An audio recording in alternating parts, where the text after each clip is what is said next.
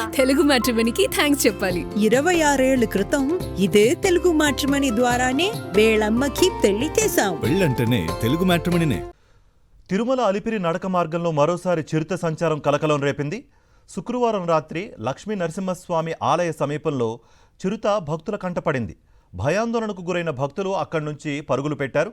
ఈ విషయం తెలుసుకున్న ఫారెస్ట్ సిబ్బంది వెంటనే ఘటనా స్థలానికి చేరుకుని అరుపులు శబ్దాలు చేస్తూ చిరుతను అడవిలోకి పంపించేందుకు ప్రయత్నించారు. అలిపిరి నడక మార్గంలో భక్తులు గుంపులుగా వెళ్లాలని, ఎట్టి పరిస్థితుల్లోనూ ఒంటరిగా వెళ్లొద్దని అధికారులు సూచించారు. ముఖ్యంగా రాత్రివేళ అప్రమత్తంగా ఉండాలన్నారు. వన్యప్రాణులు కనిపిస్తే వెంటనే తమకు సమాచారం ఇవ్వాలని కోరారు. అలాగే భక్తుల భద్రత కోసం అలిపిరి నడక మార్గంలో నిఘాను మరింత పెంచినట్లు అధికారులు వెల్లడించారు.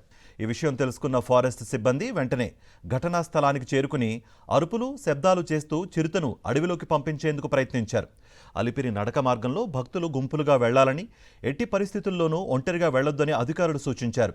ముఖ్యంగా రాత్రివేళ అప్రమత్తంగా ఉండాలన్నారు. వన్యప్రాణులు కనిపిస్తే వెంటనే తమకు సమాచారం ఇవ్వాలని కోరారు. అలాగే భక్తుల భద్రత కోసం అలిపిరి నడక మార్గంలో నిఘాను మరింత పెంచినట్లు అధికారులు వెల్లడించారు. మరిన్ని అప్డేట్స్ కోసం ఛానల్ను సబ్స్క్రైబ్ చేయండి. నోటిఫికేషన్స్ కోసం బెల్ ఐకాన్ పై క్లిక్ చేయండి.